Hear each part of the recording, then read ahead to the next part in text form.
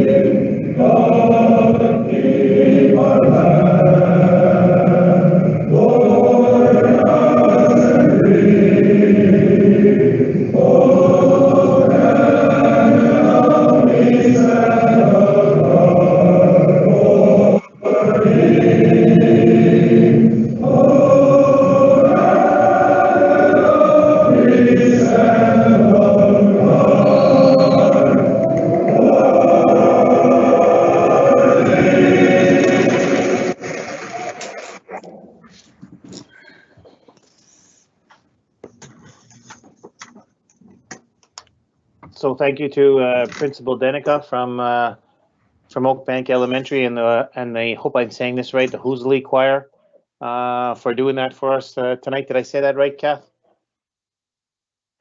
Yes, sir. All right. Thank you. We have 1.3 on our agenda is the treaty acknowledgement, and Mr. Harris, you have the floor. We acknowledge the traditional land upon which Sunrise School Division resides as Treaty 1 territory. We honor our partnership with Canada's original peoples and respect the gifts of Indigenous history, culture, and language. We commit to moving forward in partnership with our communities in a spirit of collaboration and reconciliation. Thanks, Trustee Harris. 2.1 is the adoption of our agenda. Can we make sure that everybody's joined our meeting for us?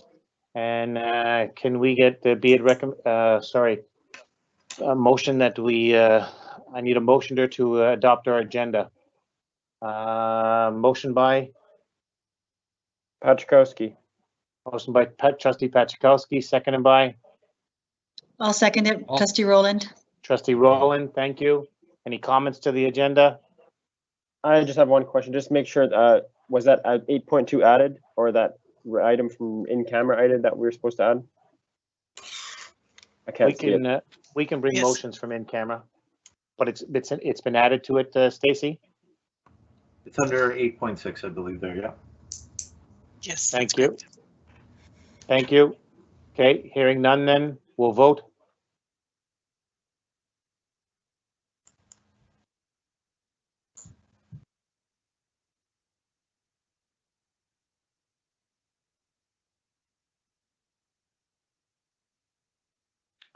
It was passed 9-0, thank you.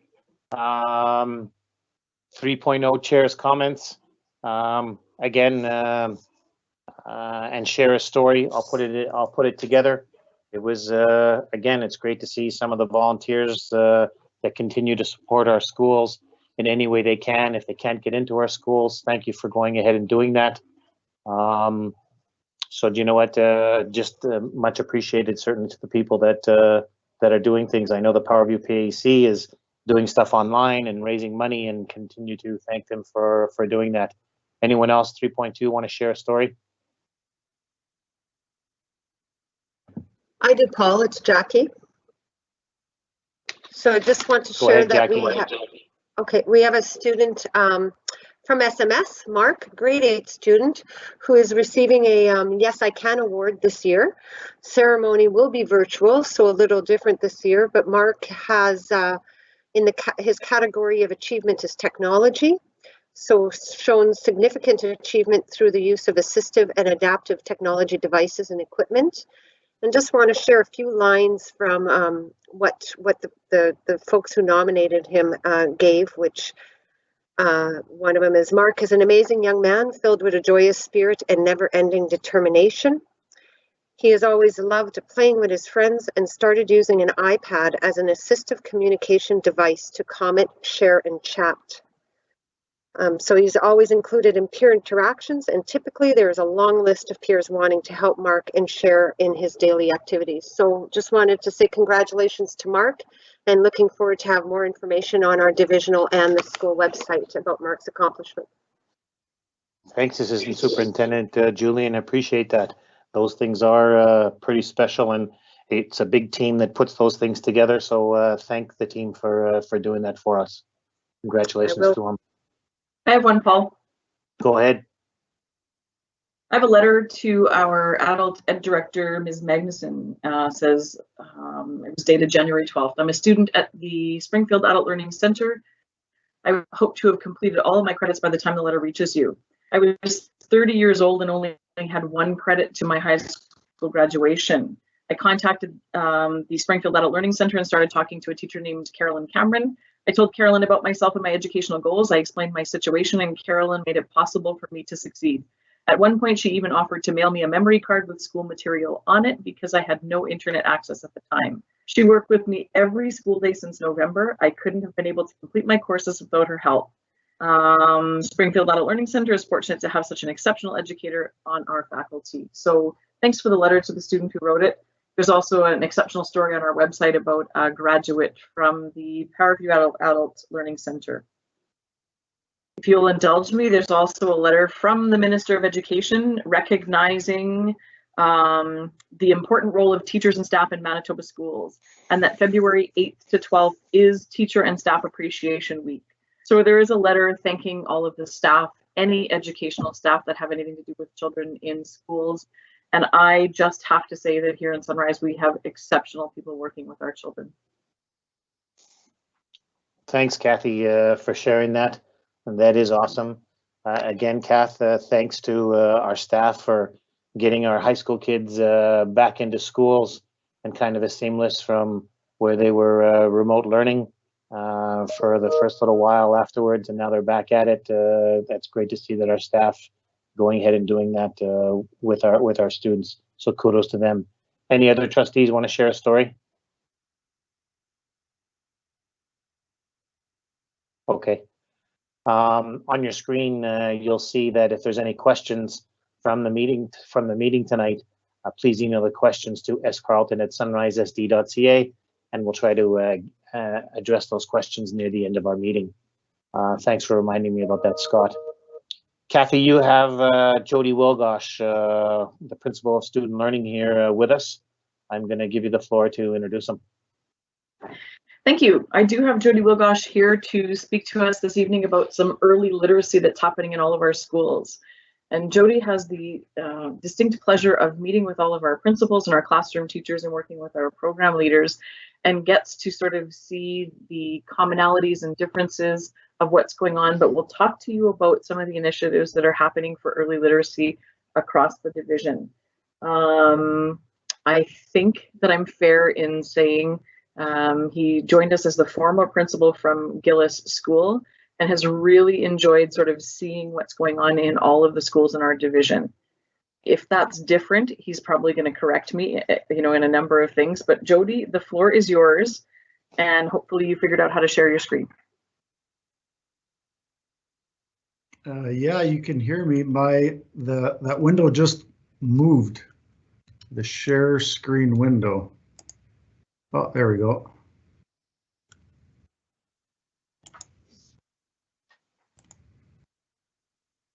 I'm going to kill some time here. This is Jody's first Teams Live, so he's actually doing what our teachers do on a really regular basis. We test fly technology all the time. Can you see my screen? I cannot, Jody. Oh, it asked me, are you sure you want to share? Yes, I'm sure. Okay, this is different from our other This is very different. Okay. How about now?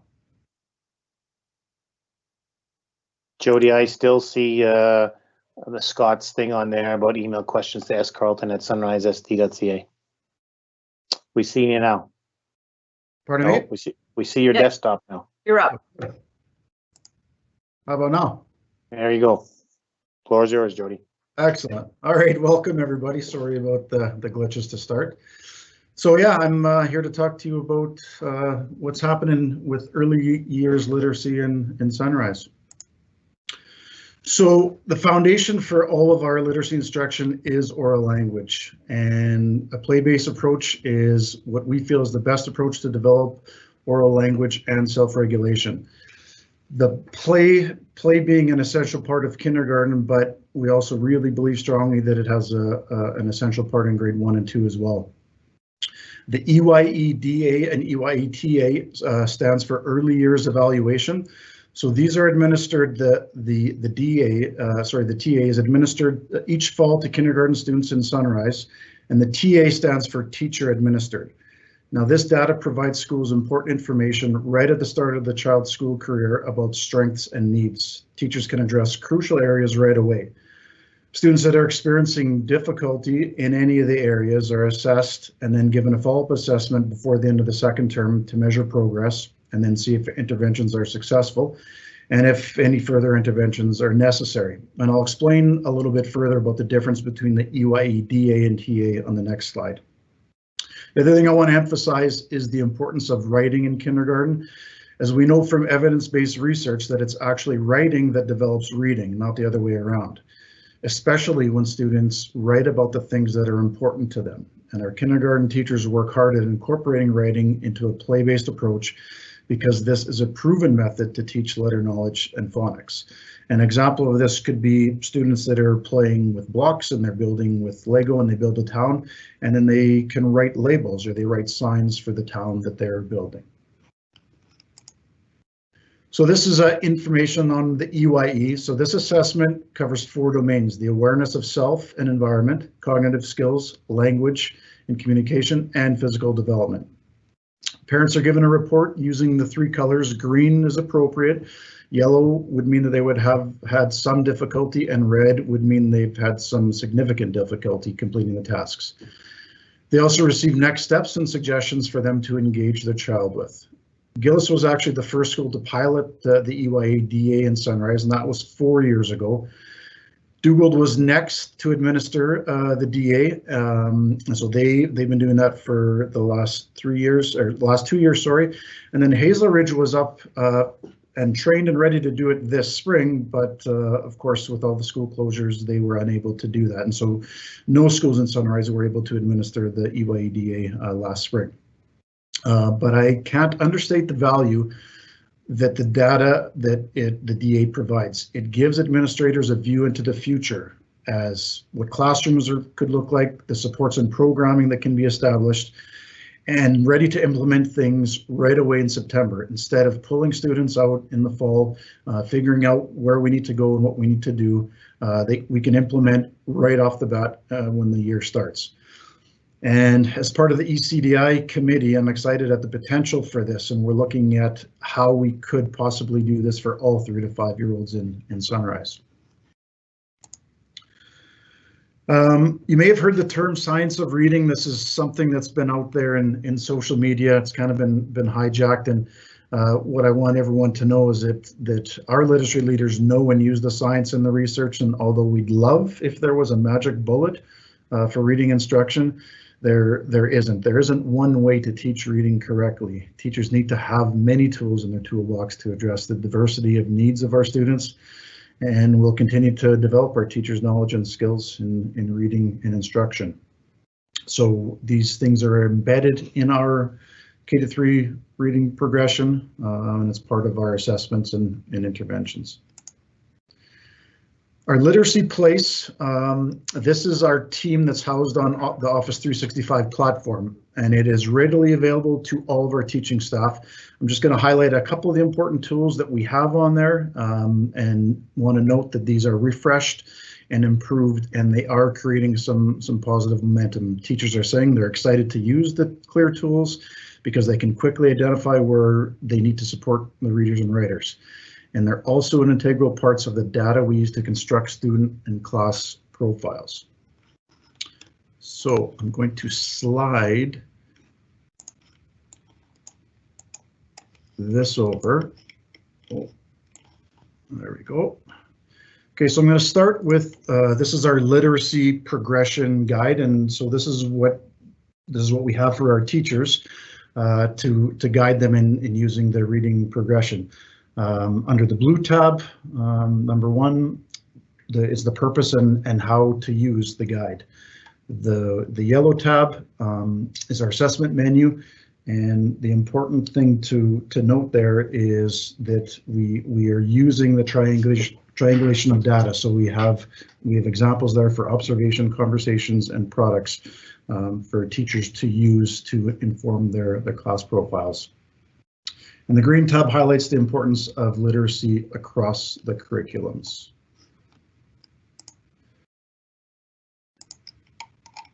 Now I'm just scrolling up, and so this is what the reading progression looks like. There's a lot of different ways that teachers can use it. And you'll notice on the titles, you'll see awareness, emergent, early, and transitional in the 4 columns. Those are there, and grade levels are there or not there by design, and that's because we know that students progress at different levels and in different rates. However, by the end of grade 3, we do want to see all of our students in the transitional area and having all of these filled in by the end of grade 3. The other one I'm just going to touch on, this is our writing progression, and so the titles are the same: upper awareness, early emergent, upper emergent, and early fluency. That would be the one that would be different.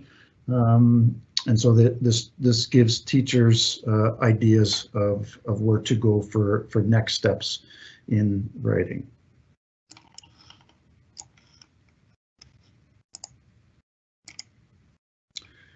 This next slide is our assessment menu, and again, this has been updated.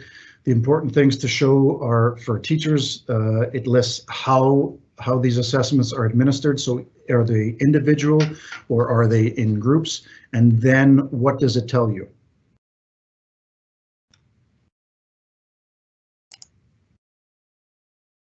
Another one of the things we want to highlight is reading recovery. So this is a short-term one-on-one tutoring intervention. It is for grade 1 students that are struggling in reading and writing. It supplements classroom teaching. So although students are seen one-on-one outside of the classroom, we've noticed that teachers and classroom teachers and reading recovery teachers that work collaboratively get the most benefit, and students progress quicker. Lessons are daily, 30 minutes daily over the course of about 12 to 20 weeks. And they are delivered by trained reading recovery teachers.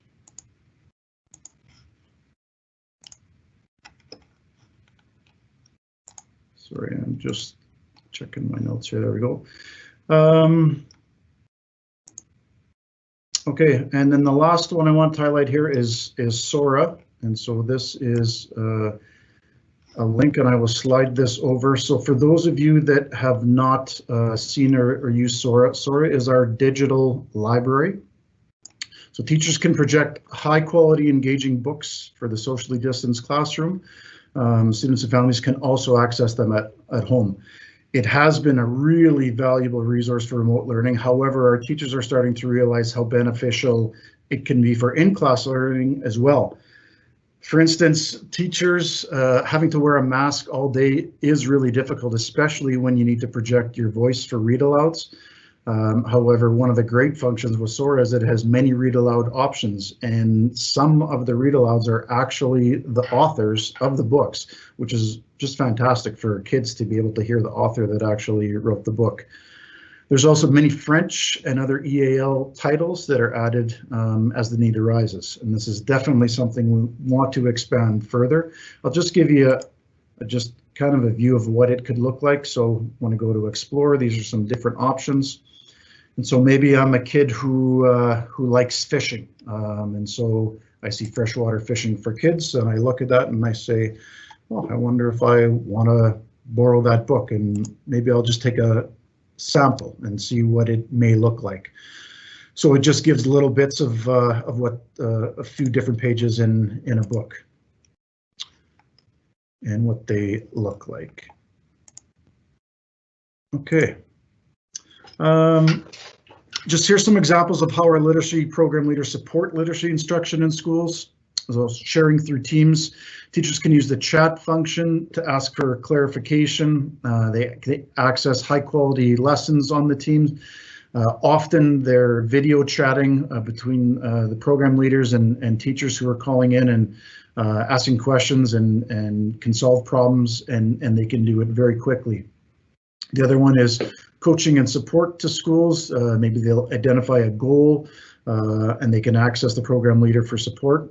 And that can be through modeling lessons, examining assessment data as a team, and identifying a strategy to use. Teaching sprints is one of the ways that we can do that. And also mentoring new teachers. And just recently we had 2 administrators reach out to our program leaders for a Teams meeting. It happened to be on the same day, the same afternoon, on the reading and writing progressions, and they were able to meet with both admin teams in the same afternoon within, they were both almost an hour long each, 7 minutes back to back on either side of the school division. And so one of the real benefits of Teams is that we can have these meetings without having everybody traveling all over the place. And at the end of the day, the goal for our program leaders is to build capacity in all our teachers, with an emphasis for sure on our beginning teachers. So I want to highlight some school success stories. So we've got 5 schools that I want to touch on. I'm starting with Gillis, and the reason I'm starting with Gillis is this actually was part of my board presentation last April that I never got to do, and it fits in with our early learners literacy. So Suzanne Denspire worked with our grade 1-2 Gillis teachers on a writing residency, and then the culmination was a clinic for stuffed animals where the students created all the signs, directions for the clinic, waiting room, reception, vet station, x-ray. They all had their own writing opportunities for those stations to engage in, and they were fully engaged. They were excited from start to finish because it was something that they had ownership of, and it was something that was important to them. Everyone knows how important stuffies are to kids, and we use that to create authentic writing and reading experiences for them. And you might be wondering if it had an effect on their progression and their writing skills. And so here's some data to show. So this slide shows report card data from term 1 and term 2 last year. And note that the writing residency took place during term 2. So a couple things to note.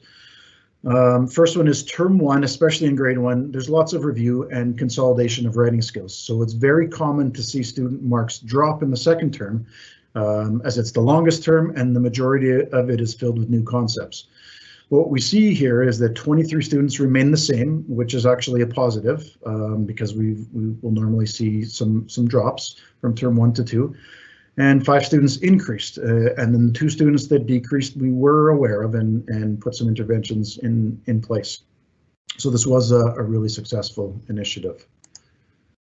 The next school to highlight is Ecole Powerview School. And so this is under the leadership of Assistant Principal Larry Sharp. The early years staff have been engaging with Suzanne Denspire in their reading and writing progressions, and the support has been targeted and intensive, and thanks to Larry for being really creative in ways to free up his early years teachers to observe lessons and debrief on next steps. He's done a great job with that, and the most important thing here is it has been very successful. So the next 2 slides are actual student products. So on the left you see September, and this was a student drawing and writing in early September, and below that it was the book that they were reading at their level. that they could be successful at. Important to note that these writing samples are from the students' own messages. So there were things, you know, they were able to write about things that they were important to them. And if you look at the difference between September and January, you can see that progress is substantial. The classroom teacher was using the progressions consistently to inform her next steps with all of her students. And as a school division, this is what we're focused on. We're focused on having this rate of growth in grade 1 and 2. This example of student B. So student B, you see October, and the reason we have October there is because this is when the student arrived. This was their baseline in October because they arrived in the school from outside of Sunrise, and not that that means anything in particular, but they did arrive later in the year. As a school, they were concerned because you can see what the performance data was looking like. But now he sees himself as a reader and a writer, and he definitely didn't before. And I just want to share a couple things of the teacher's comments. She said, "Thanks for thinking of me and my students. I've been working so hard with them on reading, phonological awareness, and writing, and I'm so proud of their progress so far. It makes me happy that you notice and appreciate it as well." And so a couple things there, you know, supporting our teachers is really important because everyone feels the joy of learning, including the teacher. The reality is it's why we all got into this profession. You can't buy that, that feeling of when you see kids being that successful. This is Centennial, and so Centennial is really proud of the density support model that they have created in a combined effort to reduce early years class sizes twice per cycle for each grade level. Student support services are scheduled in those classrooms for targeted team teaching in specific areas that students require more intensive support. They also ensure that early years classrooms have a balanced literacy approach, which encompasses the importance of authentic tasks for students in both reading and writing. And for these approaches to be successful, the staff at Centennial have to be able to work together and collaborate to solve problems and then decide the next steps. That benefits all of their students. The anecdotal evidence that Dave has collected from this is his teachers are overwhelmingly positive. And if you look closely at the picture, you'll see that's Principal Dave Ogren on the bottom left. So he's on the floor working with students. And as well, you may also see two of our other program leaders. There's Alan Stevenson and Patty Choma, who are all working with these students. Hazel Ridge is our smallest school, not including colonies, of course. And it's another example of a staff that works together to ensure that there's quality literacy programming, engagement, and learning by all the students. And I wanted to share this picture to highlight the importance of technology in literacy programming. There are so many apps and programs that instantly engage and excite students to want to fully engage in reading and writing.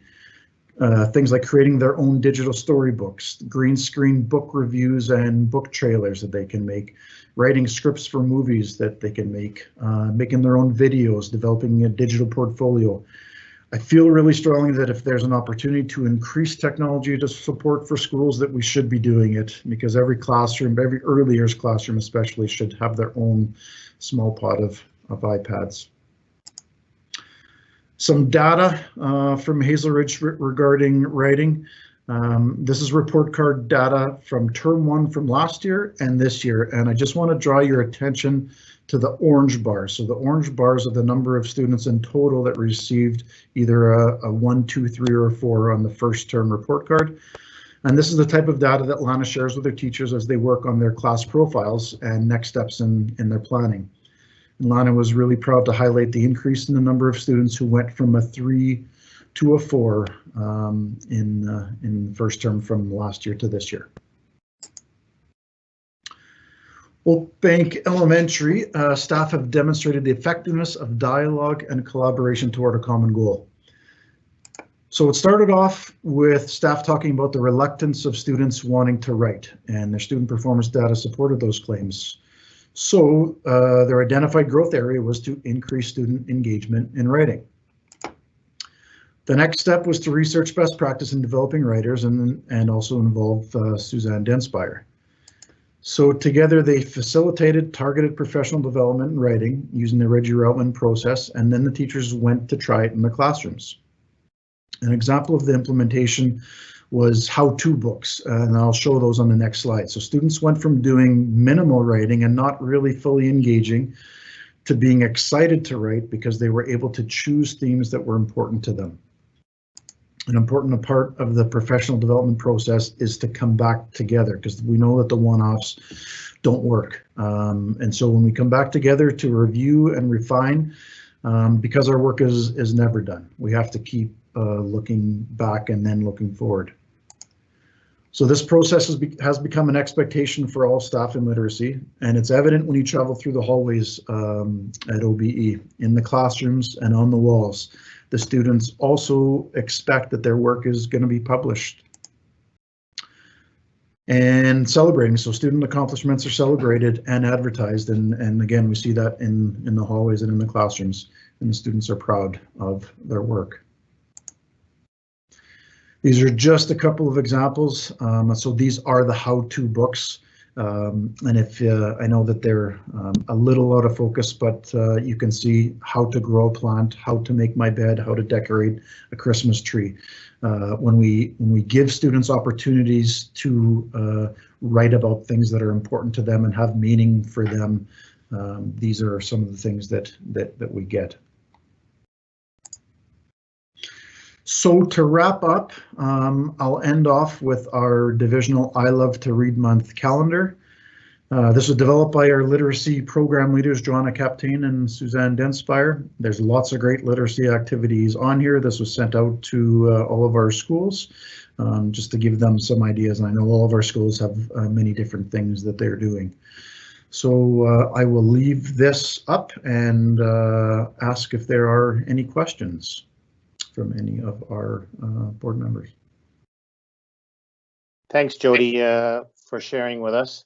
I certainly will leave it up to the trustees if anybody has any questions of what you asked.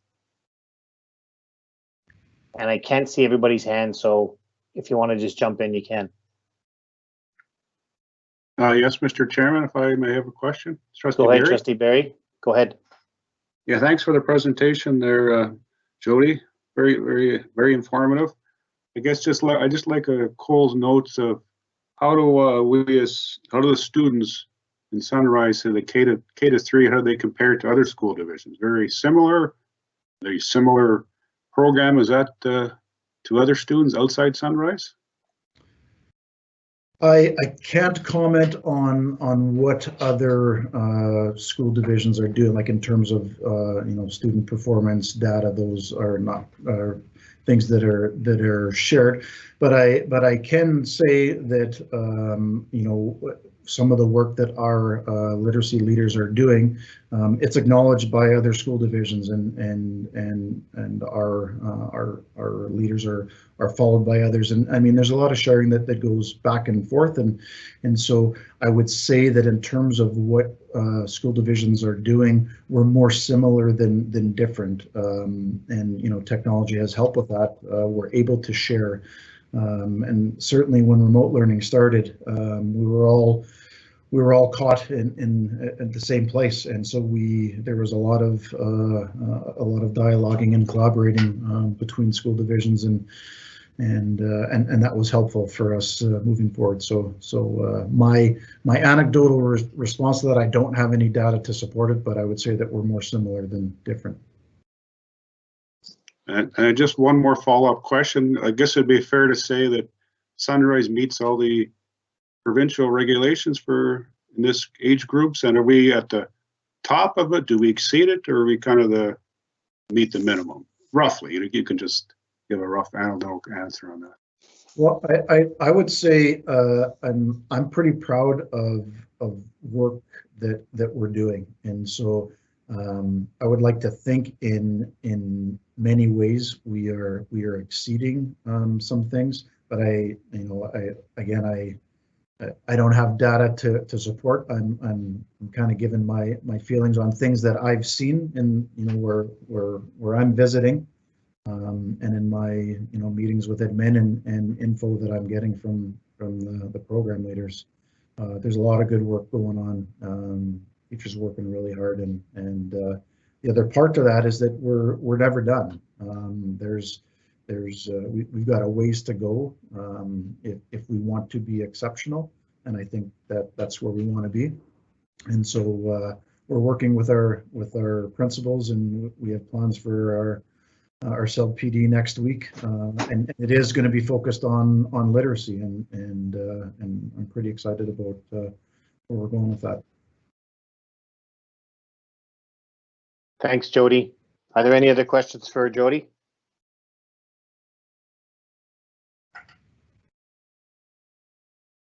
Jody, I have one question for you.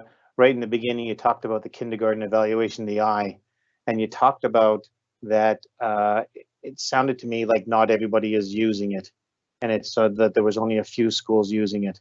Can you comment on that? Yeah, thanks for the clarification, Paul. I actually I must have missed one of the things I wanted to say. So there's two different EYE assessments. So the EYE-TA, which is the teacher administered, is administered in every school, and so that is done every fall in every kindergarten. So every kindergarten student is assessed. The EYE-DA, which is the direct assessment, that wasn't done, unfortunately, by any school this last spring, but before that it was Gillis and Dugald were the only two schools. So Gillis piloted, Dugald was next, and Hazel Ridge was up. And so that's where, so these would be the students that, like I mean, another way of saying it is a pre-K assessment. And so that's where we're looking towards, is there a way that we can have all of our students assessed before kindergarten so that we can use that info to start our classes in kindergarten right away in September. Yeah, so Jody, thanks, because that's the kind of information I think that I would be looking for, and potentially our board is looking for. Jody, you told us that you have an evaluation of kindergartens and they get green, yellow, and red. So we could know, you could tell us how many kids in Hazel Ridge School are green, yellow, and red, and how many kids then across the division are in green, how many are in yellow, and how many are in red. How many in red then meaning what kind of intervention and supports that we need to put in schools, because that would be helpful data for us to when we go ahead and make decisions. Absolutely. Okay. And any other questions? Trustee Rowland here. I have a question, Paul. Go ahead. What, if any, effects have you seen from COVID on the K-3 learning here? And when would, if it's not immediately evident, when do you think some data can be extrapolated if there has been an effect? Yeah, what we're hearing is that we know that there's always summer learning loss, and the province came out with this term recovery learning, and schools will tell you they're used to doing recovery learning every year. So we're used to meeting students where they're at, and then planning to move forward and putting interventions in place. So we're used to doing that, and we're used to seeing those gaps. I think that we have seen that the gaps have increased with students.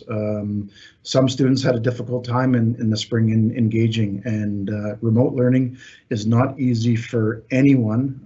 I've been spending a lot of time with our current remote learning teachers. It's not easy even for our middle years kids, never mind our early years kids. And so we take the students where they're at, and then we plan accordingly. Thank you. Okay. Anyone else? So thanks, Jody, for coming out tonight and presenting to us. It's certainly some of the information that we're looking for.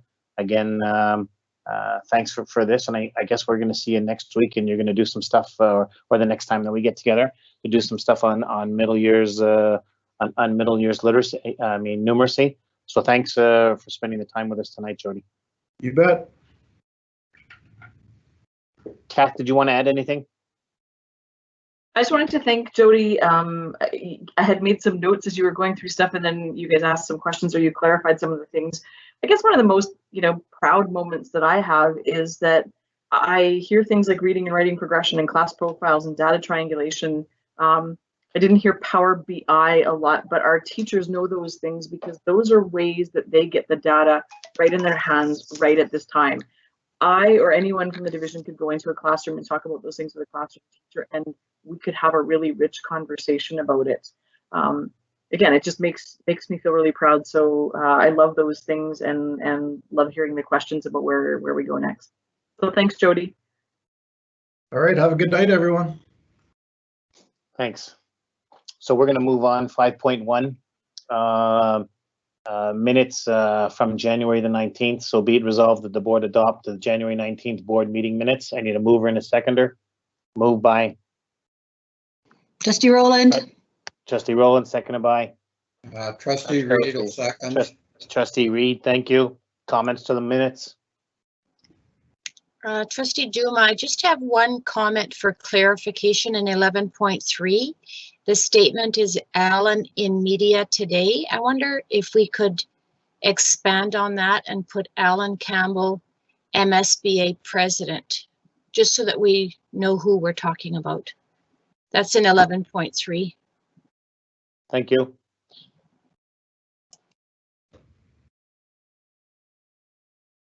Any other comments?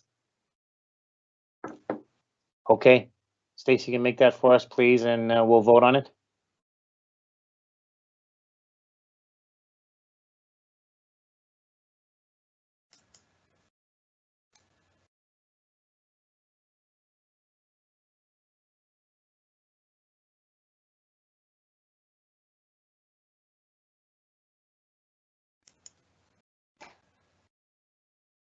Stacy, is it my computer that's not showing up, or Scott, is it my computer? It's just yours. Oh. Yeah, it looks to be you, Paul. It's me? Yeah. It's not coming up on my computer. I know that I'm pretty slow here. Here we go. Here we go. Okay. Yeah. Okay, past 9-0. Thank you. So minutes, and now we're on to the 6.1 superintendent's report. Kathy, floor is yours. Awesome. I won't take very long. I have sort of two things that I wanted to highlight from the superintendent's report. We are in kindergarten registration week, and I am thrilled and pleased to say that we have over 100 registrations in the first 2 days. The ladies in the office have been madly putting them into spreadsheets and working with transportation and with schools. For us, that's a little over a third of our students who've registered for kindergarten in the first couple of days. So yay to the web registration, and thanks to all of the parents and families who have jumped onto the website or have printed forms or who have gone in to do the curbside pickup at their schools. We've got people coming out and getting their kindergarten registration done. Just that reminder that it does really help inform our planning, and there are 3 things to get filled out if you're planning to register a student for kindergarten.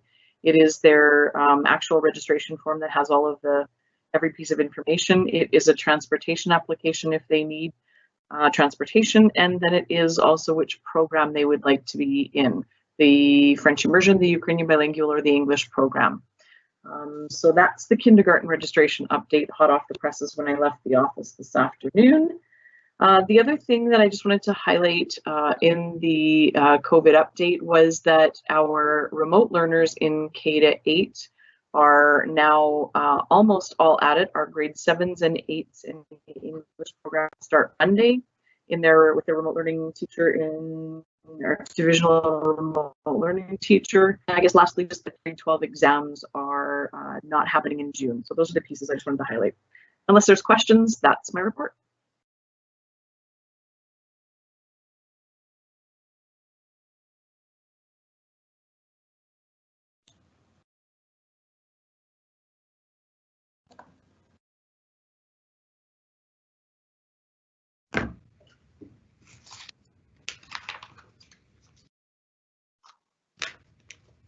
Mr. Chairman, are you there? Sorry, hearing none. Are there any questions for Kathy? Yeah, I'm trying to be here. Can you hear me? Yeah, I can, yeah. I can hear you. Can Yeah. everyone hear me? Yeah, you're good, Paul. All right.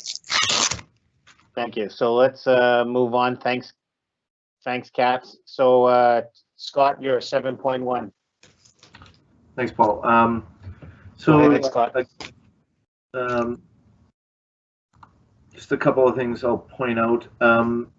We've been blessed, obviously, with a beautiful winter so far this year. So last week we experienced our kind of first Manitoba type winter, minus 30-degree temperatures. So I do want to give a pat on the back to our transportation folks, not only the bus drivers certainly the bus drivers who are out early in the morning and getting those buses running and warmed up for the kids, but it tends to lead to all sorts of mechanical difficulties, whether that's brakes freezing up or what have you. So our team of mechanics also in the shop, are the guys who are heading out to the side of the road to fix those buses when they won't go, and they're doing that in the minus 30, minus 32-degree temperature. So I do want to give those guys a pat on the back. This kind of weather is hard on them, and I think we're going to have hopefully just a few more days, I think, coming up next week. So hang in there, guys. The other piece I do want to point out, I'd mentioned that the province sent a letter recently indicating that there was a one-time opportunity to request some additional funding on the year for some capital projects. They gave us a pretty tight turnaround. Understandably, this is likely money that they want to spend this fiscal year. So we did have to submit a request to the province by the 31st last Friday. So I immediately went and spoke with Derek about what sort of capital projects he may wish to take on. And two of the first things he said were things that meshed very well with some of the feedback that we got from our administrators with regard to budget, namely the front door lock, remote openers, and a lot of water bottle filling stations. Derek also identified some of our security systems could use a little bit of an enhancement. They're getting a little long in the tooth, and potentially going to look at replacing some of those cameras pretty soon for risk of failure. So we slapped this together pretty quick, and Derek did a great job, got it back to the province. I do expect we will hear on this stuff fairly quickly. The indication in the letter is that they would like to see these projects completed by March 31st. So knock on wood, we're hoping to get at least some of this funding and get some of these projects off the ground and completed in short order. I think that's pretty much it, unless there are any questions. Does anybody have any questions for Scott?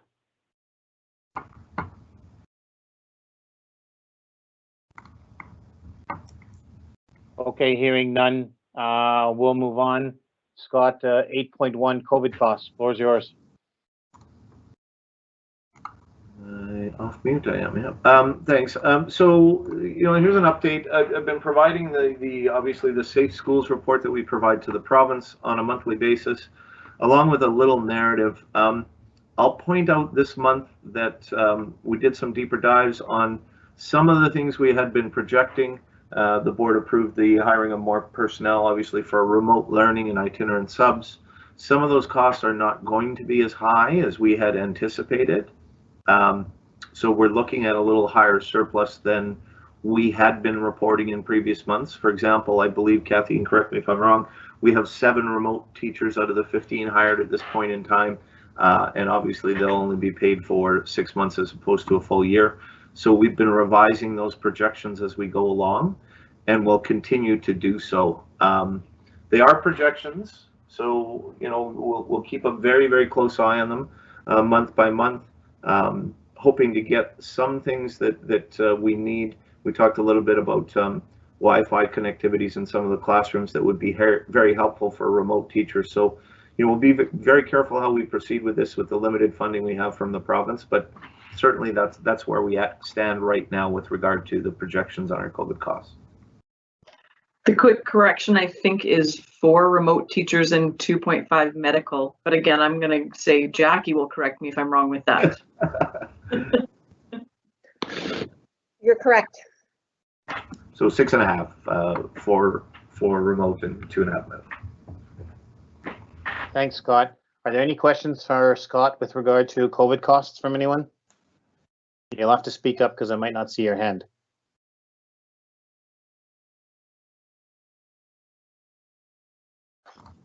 Okay, hearing none. Thank you, Scott. 8.2 is our public budget input. And so, Scott, we've said that we would keep it on there just continually to remind people that, again, there were 3 ways. The first way was to make a presentation. The second way was to email the school division. And the third way was to call any of their trustees. And can you just refresh, Scott, the email address that if anybody wants to add public budget information, what's the email address? Yeah, my email address is up there. Certainly I wouldn't ignore it if you sent it to me, but we do have a special email set up. It is budget@sunrisesd.ca. And then just a final comment, Paul, for anybody who is watching or will be watching the video, a reminder that the public draft presentation of our budget will take place on the 23rd of February. Thanks, Scott, for reminding us with that. All right, we're going to move on to 8.3, proposed subdivision in the RM of Brokenhead. It's for information. Is there anything that you wanted to add to this, Scott? No, just for information. Stacy's keeping on top of these. We, for the last little bit, we've made sure we've corrected our communication channels with the province and land planning, and they've been coming through great. So, thank you. Any questions from trustees on the proposed subdivision 8.3 RM of Brokenhead? Okay, hearing none, we'll move on. 8.4 is the proposed subdivision, the RM of Springfield. It's for information as well. Scott, anything to add?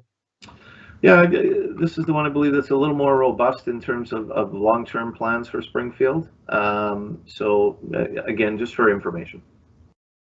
Thank you. Any questions from trustees?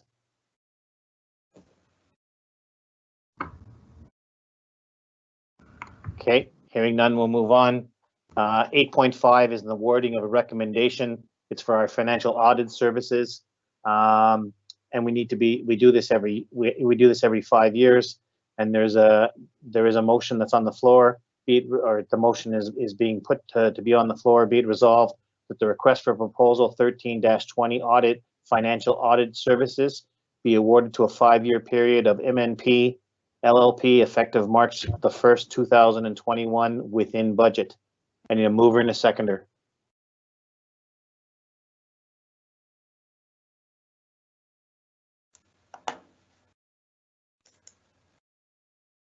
You're gonna have to speak up. I can't hear anybody.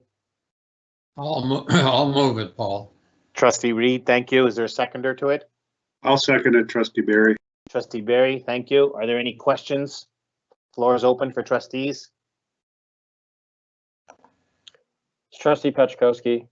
Go ahead. Yeah, I don't know. I guess this question's for Secretary Treasurer. Is this contract? Are we stuck in this contract for 5 years? Because the wording of the motion makes it seem that way. Yeah, we kind of discussed that. It will be renewable for 5 years, and perhaps the resolution should be changed to reflect that as opposed to a fixed 5-year period. Renewable for up to 5 years. So, okay, so Trustee Pachkowski is making a motion to amend the motion to state what the Secretary Treasurer just said. Have you got that, Stace? be it resolved that the request for proposal of 1320 financial audit services be awarded for a 5-year So I would say, Paul, an annual period renewable for up to 5 years. An annual period renewable up to 5 years to MNP LLP effective March 31st, 2021. So that's the amendment by Trustee Pachkowski. Is there a seconder to that amendment? Trustee Inslee, I'll second that. Thanks, Karen. Any questions on the amendment? So we're gonna have to vote by hand, Stacy, on this amendment. Is that right? That's correct. Yeah, please. Okay. So I'm gonna go round table. Trustee Barry, how do you say? Yes. Trustee Inslee? Yes. Trustee Duma? Yes. Trustee Rowland? Yes. Trustee Reed? Yes. Trustee Nickel, Yes. Trustee Harris, Yes. Trustee Petrusky, Yes. and Trustee Magnon is a yes. I don't think I missed anybody. 1, 2, 3, 4, 5, 6, 7, 8. Good, 9. So that's a 9-0 on the amendment. And so, Stacy, can we vote electronically, or do we have to vote on the new motion electronically? You can vote electronically, but the wording is not correct on ESB at the moment, but I can correct it in the system after the fact. Let's. Can you read it out, and then we'll go round table to do it. Can you read out the motion again, please? Yes, be it resolved that request for proposal number 13-20, financial audit services be awarded for an annual period renewable for up to 5-year period to MNP LLP effective March 1st, 2021 within budget. Okay, any questions on that from the trustees? Okay, I'll go round table again. Trustee Barry?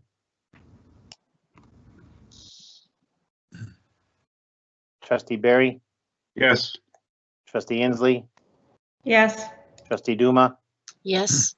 Trustee Rowland? Yes. Trustee Reed? Yes. Trustee Nickel? Yes. Trustee Harris? Yes. Trustee Petrikowski? Yes. And Trustee Magnon is a yes. So that passed 9-0. Thank you for doing that, and thanks for taking care of that, Stacy.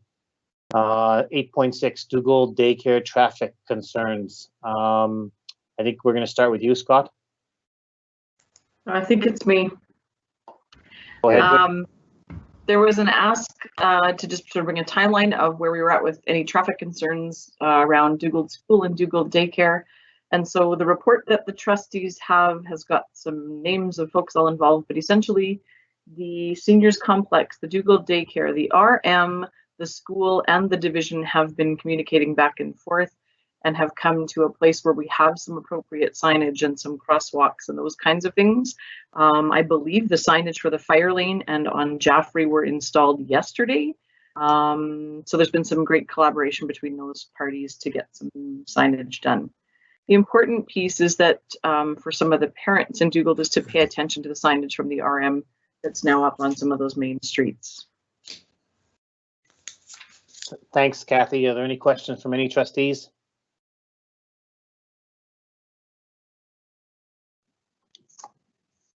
Okay, hearing none, we'll move on. Good job, Kathy. Thanks for putting that together, and thanks for getting everybody involved. 8.7 is our policy committee. So I'm going to turn it over to Trustee Harris. Please bear with me. I have a lengthy report tonight. I see we're ahead of schedule, so we'll make sure we use up some of our time here. There are 4 documents on our ESB that I will be referring to. Policy committee has a number of items to bring forward this evening. We have been working on a number of policies, both as we have determined to be important via our monthly meetings and those presented to us by this board. Firstly, we are presenting a vastly expanded procedure on local purchasing within Sunrise School Division. Specifically, this is labeled as DJF in the Sunrise Reference and Procedure Manual. This came forward from a couple of members of our committee, partly based on previous discussions at finance meetings last year. The purpose of this expanded procedure is to encourage local purchasing within Sunrise School Division. We would also ask, once this is established this evening, that a good news press release be sent out from the division, soliciting local businesses within our division to register their services with us, so that when a need arises in the future, we can make expedient contact. I trust that the trustees have read the updated procedure on ESB. I move that the board approve procedure DJF, local purchasing, as a newly created process to be included in the Sunrise School Division Reference and Procedure Manual.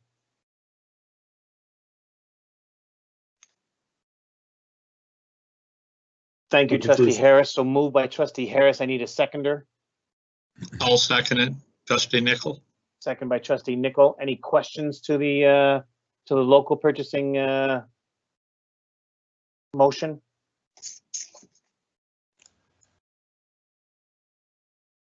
Okay, hearing none, we'll vote, Stacy.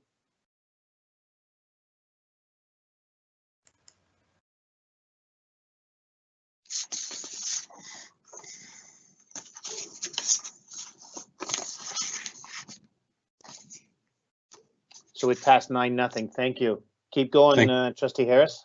Thank you. Next, I refer the trustees to the document titled 7.6, Public Participation at Board Meetings, found under item 8.7 in tonight's agenda. The items in green text are to be added to this policy. Specifically, we are addressing the vagueness found in our policies regarding question period at regular board meetings. In order to be completely open and transparent with the public, we are adding a note that questions will be accepted on any topic, not just items that appear on the agenda. I am bringing this forward tonight as a notice of motion. It will appear again at our next board meeting on February 16th as a motion to pass. Once approved, this will also require an amendment to Section 5 of our operational bylaw. With that in mind, I am also bringing other items to the board's attention tonight as informational items. First, at the November 17th, 2020 regular board meeting, this board made a motion directing the policy committee to develop a policy in regards to online board meetings and their recordings. Policy committee discussed this at our December and January meetings. Attached to item 8.7 in tonight's agenda is our revised section 7 of our operational bylaw titled Electronic Meetings. We have made a number of additions and revisions, and I would ask that the trustees review that in the days and weeks to come. Second, at the January 19th, 2021 in-camera meeting of this board, there was some discussion related to attendance at committee meetings. The Policy Committee had an initial discussion of this at our last meeting, held on January 20th. Attached to item 8.7 on tonight's agenda is our first thoughts on Policy 7 Board Operations, specifically item 7.4 Standing Committees. While reviewing this policy, we expanded our thoughts into the possibility of changing how committees are created. Currently, based on Operational Bylaw 359-18, Section 1, titled Proceedings at the First Meeting of the Board, Item 3I and II, committees are created by election.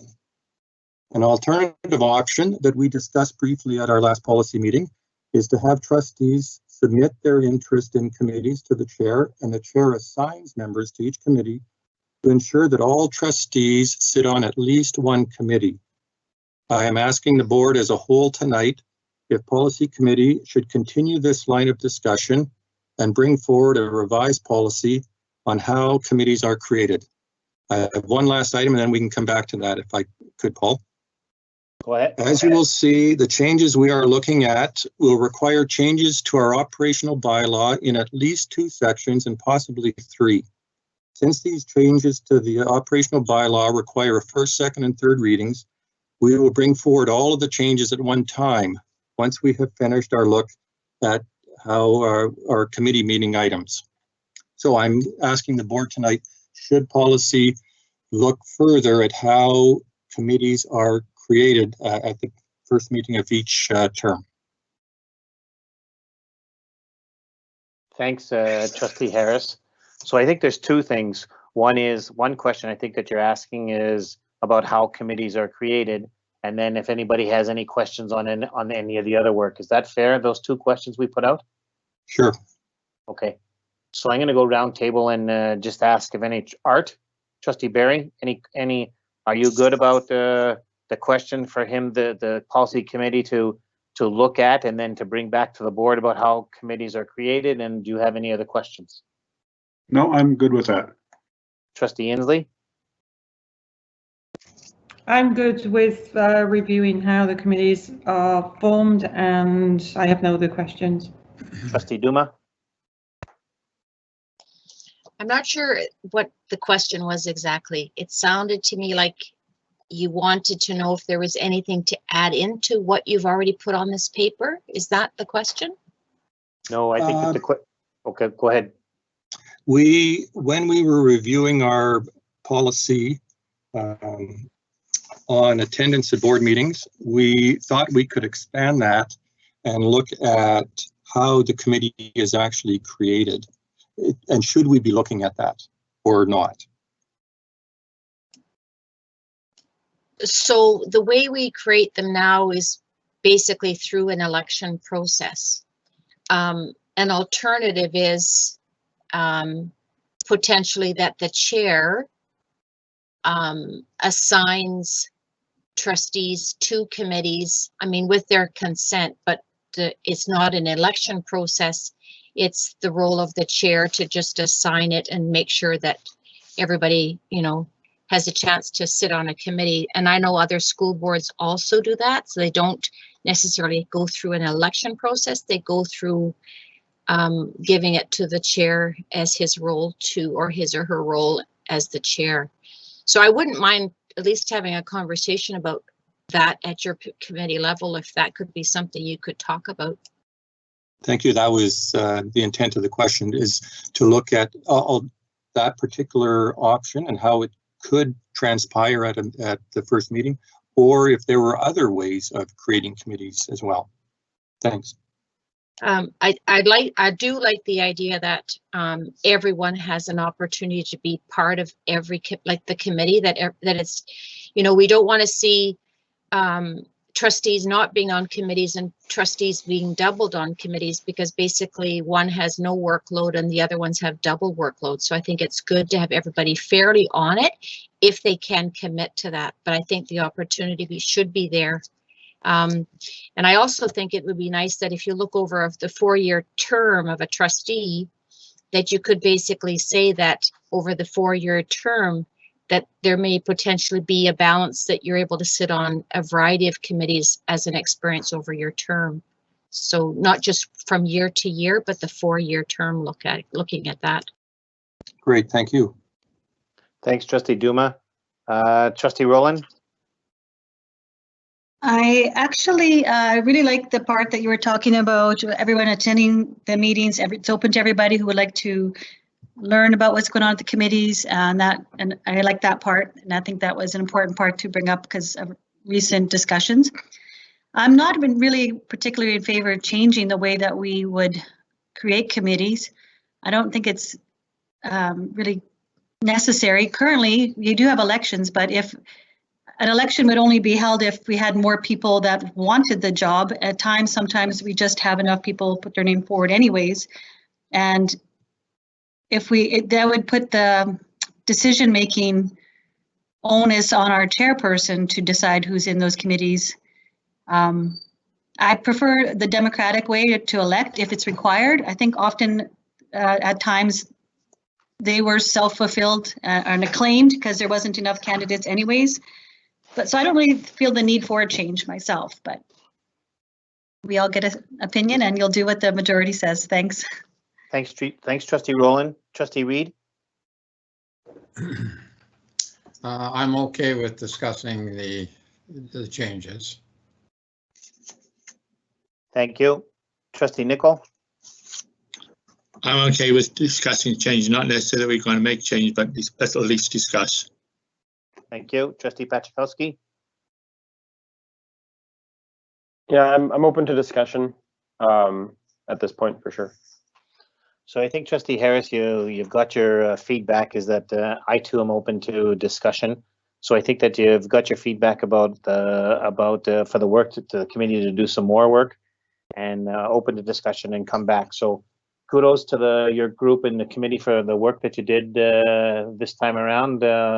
It seems like you guys were busy, so kudos to you. Anything that you want to add, Trustee Harris? No, just in summary then, that thank you for approving the one procedure tonight, and a reminder that there will be a notice of motion. There is one tonight for a motion next week, and that in the coming weeks we'll be coming back with changes to the operational bylaw in at least 2 sections, perhaps 3. Thank you. Thanks, Trustee Harris. So 8.8 is your notice of motion. So it's you've mentioned that. Thank you. 8.9 Finance Committee update. Trustee Rowland. Okay. So we do have a check register, but before we I just want to notify that Paul, I believe you are check signing authority for February. Yes. We also had more work for the policy committee. We've been talking, and we wanted to recommend that the policy committee review the school funds. And I think we all have had some interest in that of late, but in our meetings, we have determined that there's funds sitting in each school that have been raised or allocated for certain projects that seem to not have followed through with, and it has turned out to be a sizable amount of money in these schools. So we would like to recommend the policy committee to review our policies on that and how funds would be used. We'd like to see them used in the time period of the students fundraising them in relative time, and not carried on for years and years and used for what it was raised. And so we just would like to recommend the policy committee look into what we're doing with school funds. Okay, so you have a motion here. Be it resolved that the Board of Trustees direct the policy committee to review school funds and develop a draft policy that directs the collection and disposition of school funds. Before I finish that, what's the timeline, Diane? For this, for the policy committee to come back to the board? I would expect that we would have a policy needing by the end of this school year. So whatever length that time it takes, plus our notification of amendments and stuff. So they can work into the schedule, but can we say by June 31st that, or by June 1st? I would say end of May. I would say end of May. Okay. Kathy, before we put that, is the end of May, will that work for you to work with the policy committee? Will that work, Kath? Yeah, absolutely. If something comes up and that doesn't work, then we would report back and let you know, but that's a good goal. So can we add, Diane, to it? Can we add disposition of funds that be it resolved the Board of Trustees direct the policy committee to review school funds and develop a draft policy that directs the collection and disposition of school funds to be brought back to the board? I would actually like Paul to say May 4th, because if you bring some change, would give us a few weeks to get through the readings, a few meetings, sorry, to get through the readings. So May 4th? To be bring back May the 4th. Okay. Can you please add that, Stacy? And I'm assuming then, Diane, that you're going to move this? Sure. Yes, please. We need a seconder to the motion then, please. I'll second it, Trustee Juma. Thanks, Diane. Any questions to the motion from anyone?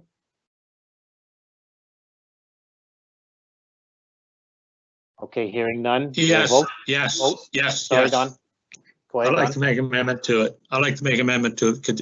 You only allowing the policy committee two meetings. So I'd like to go back to June the 4th. Pardon? That Sorry, doesn't, Paul, that doesn't could you get, see that again? so my amendment is to move it to June the 4th. So there's an amendment from Don, June the 4th. We need a seconder to that amendment. Well, that would just leave an additional Hold meeting on, by the end of the year. Hold it, Diane. Before we talk on it, we need a seconder to amend to, and then we'll put it on the floor. So I need a seconder to the Don's amendment to the motion. I'll second that, Trustee Barry. Okay. So comments now. I'll let everybody have a crack at it if they'd like. Go ahead, Trustee Rowland. Excuse me, I made the motion, so I'm the first one to speak on it. Thanks, Don. Go ahead. Aye. If you're going to give something to the policy committee, you got to check to the policy committee, find out whether they have the time to do that. This is February, March, April. That's only 3 months, and that's not going to give us enough time because we got a whole bunch of other things that we are working on, operational bylaw and everything else. I think you're putting too much pressure on the policy committee to make a good policy what we want, because we have to do a lot of work on this. It's not just looking at we got to make a new policy. We just don't have to go and review a policy. We got to make a policy, and you got to do some legwork and everything else to get that policy, to make sure the policy is a good policy. I'd rather not rush something, and let's do a good job with the policy and not have to change the game next year.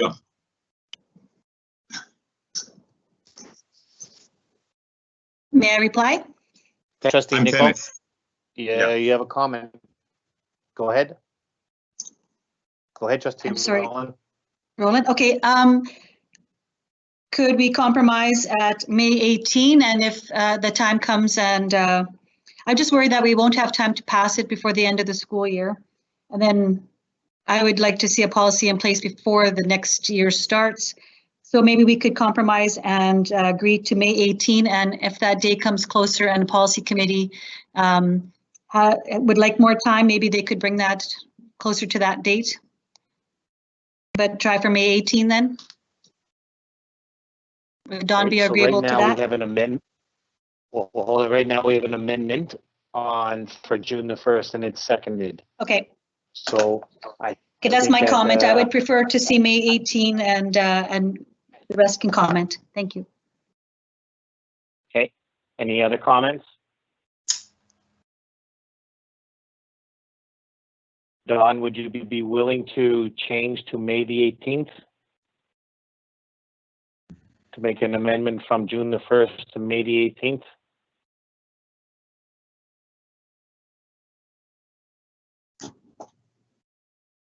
Trustee Nickel? Sorry, I'd be willing to change to May the 26th. May the 26th. We don't have a meeting on that time. Well, I know we don't have a meeting, but we're just going to have a report done by that. The reason why I want to do that is I want to have the meeting out. I said June the 4th. I probably should have said June the 1st because that's the meeting that if I do the June the 4th, then it goes until the, so I'd rather do June the 1st then rather than June the 4th. Okay, so right now, I'm asking if you're interested in changing your date. Otherwise, we'll vote on June the 4th.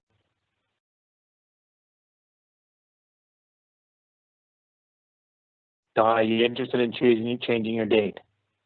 Yeah, 3 days before that. So we have a meeting on the 1st of June. And I think I said the 4th of June. All right, so Art Berry, you seconded it. Are you good about putting it on the 1st of June? Yeah, I'm okay with that. Okay, so right now we have an amendment to go instead of May the 4th to June the 1st. So we're only going to vote on that.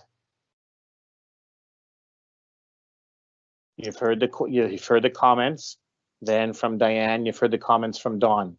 Are there any other questions? Okay, so we're going to go round table and I'll do this. I'm going to ask, are you okay about changing it from June the 4th to June the 1st? Trustee Berry. Yes.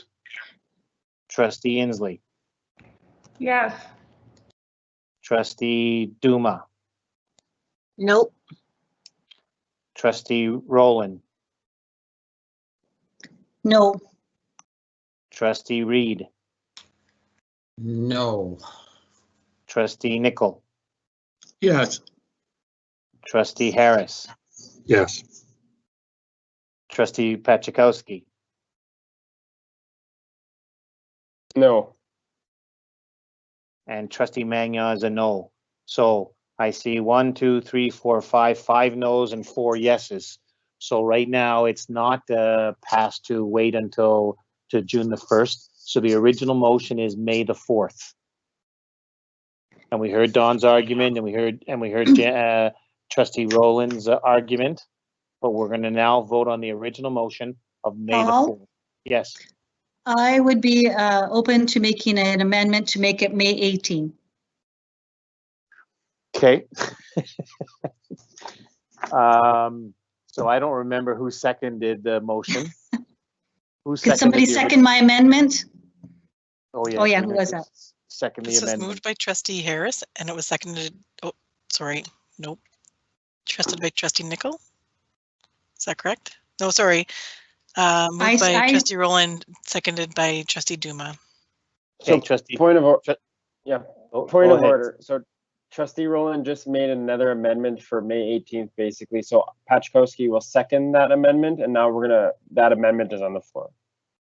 Okay, the amendment now, it goes from May the 4th to May 18th. So let's vote on that amendment. Trustee Berry. Yeah. Trustee Inslee. Okay. Trustee Duma.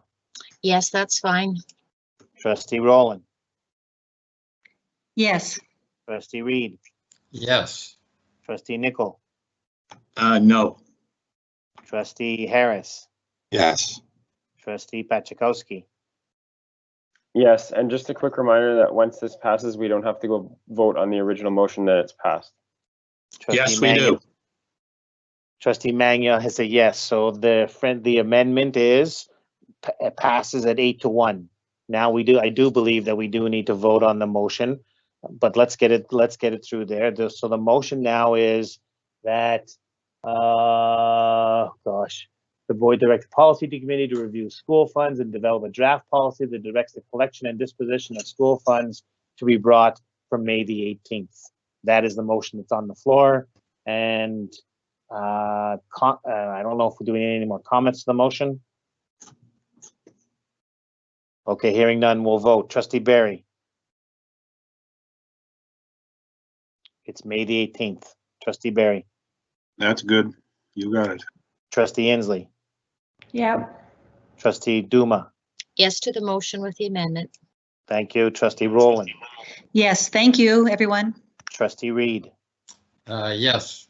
Trustee Nickel. Yes. Trustee Harris. Yes. Trustee Pachakowski. Yes. Trustee Magna is a yes, so it passed 9-0. Thank you for going ahead and doing that. Trustee Rowland, is there anything else about the Finance Committee that you wanted to add?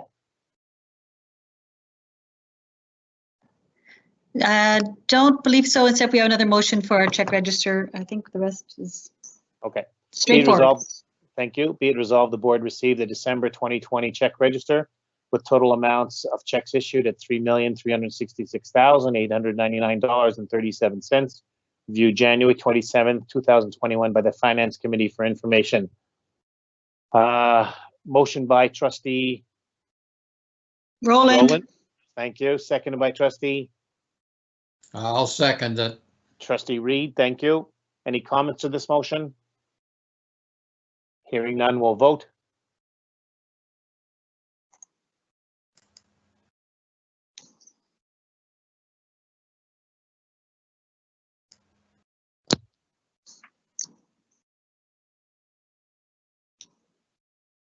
And so it went 8-1. So thank you for passing the check register. 9.0 is professional. 9.0 to professional development. 10.0 is a financial monitoring report, and we do have an action item. Be it resolved that the board adopt the financial monitoring report for the month ended December 20th, reviewed by the Finance Committee on January 27th, 2021. Moved by Rowland. Moved by Trustee Rowland. Thank you. Seconded by Pachakowski. By Trustee Pachakowski. Any comments to the monitoring report from the staff from trustees? Or Scott, do you have any comments you'd like to add? No, I think it's pretty straightforward. It's pretty much the same as other months. Mm-hmm. Okay, hearing none, we'll vote.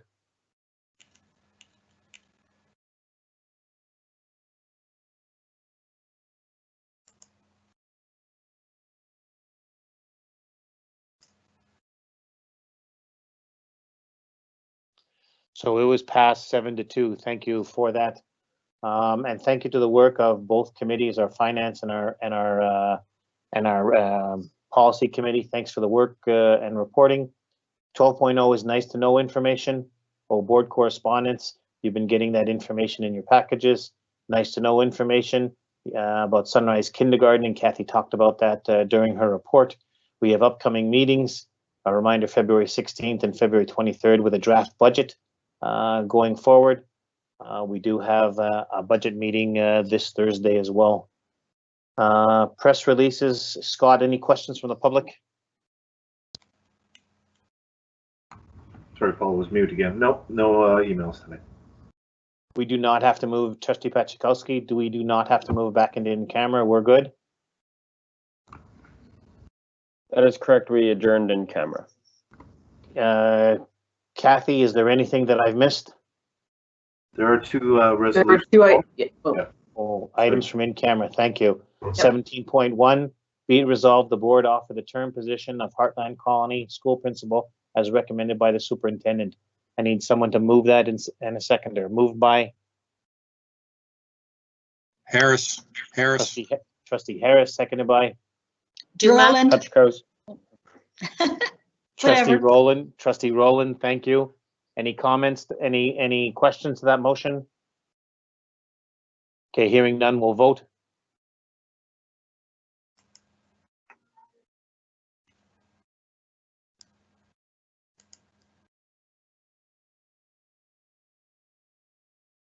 And that was passed 9-0. Thank you. And thank you for all those comments about how's it going in Heartland Colony, Kathy. And 17.2, be it resolved that the board approve the expenditures identified and recommended by the Secretary Treasurer with a report back to the board for the first regular meeting of each month through June 2021. I need a mover for that motion. And a seconder. Pachkowski moves. Trustee Pachikowski, seconded by I'll second it. Trustee Reed. Any comments to that motion?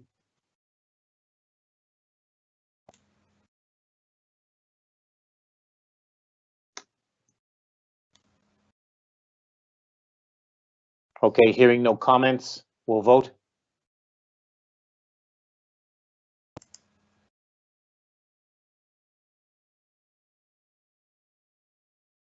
And it was passed 9-0. Thank you. Nice work, certainly Scott and Kathy on that.